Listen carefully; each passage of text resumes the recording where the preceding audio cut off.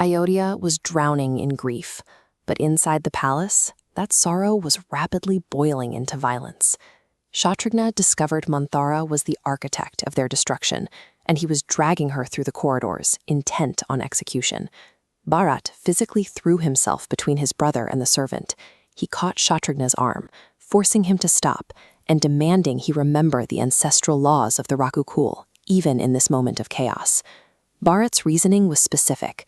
If they committed violence against a woman, Ram would never forgive them. Their brother's morality remained their highest law, and Ram would never trade his principles for a moment of revenge. By sparing Manthara, Bharat chose to uphold the family code over his brother's justified anger. He demonstrated that even when the kingdom falls apart, the discipline of Dharma remains the only thing that distinguishes a prince from a common rioter. In Kausalya's chambers, Bharat faced a different kind of hostility. When the grieving queen saw him, she assumed he had come to officially claim the throne his mother had stolen for him. Kausalya displayed a complete lack of interest in the politics of the palace. She asked Bharat for only one thing: to use his new power to banish her to the forest so she could be with Ram. Bharat collapsed at her feet. The realization that the mother who raised him with such affection now genuinely suspected him of treason was a deeper blow than the loss of his father. To prove his innocence, Bharat invoked an absolute oath. He swore that if he had any knowledge of the plot, every sin in the universe should fall upon his head, and his soul should lose all the wisdom his gurus had ever taught him. That unhesitating, desperate oath convinced Kausalya of the truth. Her suspicion evaporated, and she pulled Bharat into her arms, reuniting them through collective mourning. The kingdom could not remain in stasis. Guru Vashishta eventually intervened, breaking Bharat's paralysis and commanding him to lead the funeral procession toward the riverfront to fulfill his final duty to his father. Vashishta explained the Vedic reality of death. The human body is a temporary vessel designed to house the soul while it performs its duty. When that duty ends, the physical form simply returns to the 5 elements of fire, wind, sky, water, and earth. In the absence of his elder brother, Bharat performed the cremation rites himself. He took on the specific responsibilities of the eldest son, committing Emperor Dasharath's earthly remains to the flames. The ceremony ended at the edge of the Sarayu River. As Bharat surrendered his father's ashes to the water, the scale of the loss was visible in the silence across the Ghats. As the waters carried the remains away, the ministers faced a vacuum of power. For the first time in generations, Ayodhya had no sitting monarch. The funeral pyre reduced an emperor back to the same dust as a peasant.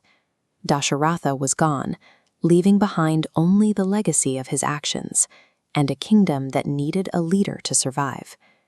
In the royal assembly, the mood shifted to cold strategy.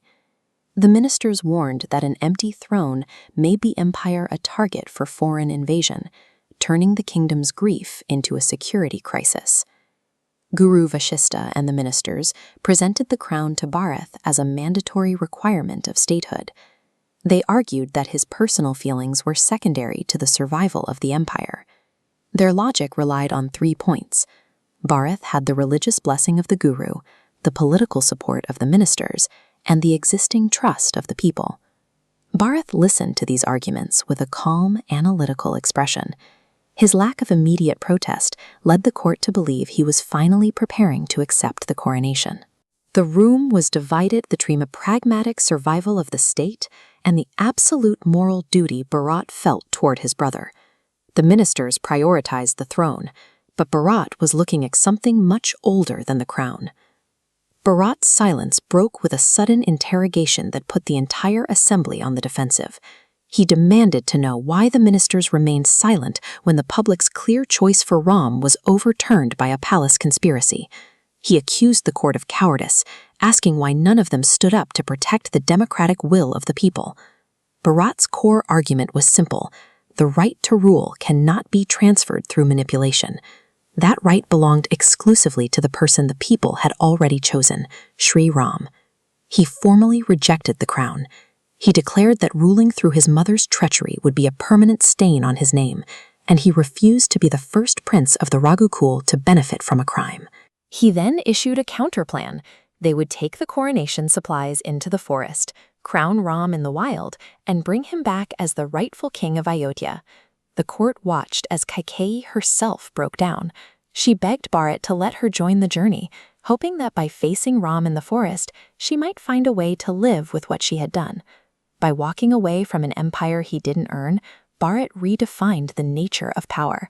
He proved that true authority is found in the courage to refuse a crown that belongs to someone else. क्या श्री राम अपने भाई का ये अनुरोध स्वीकार करेंगे और अयोध्या लौटेंगे? जानने के लिए वीडियो को लाइक करें, कमेंट्स में जय श्री राम लिखें और अगले एपिसोड के लिए चैनल को सब्सक्राइब ज़रूर करें।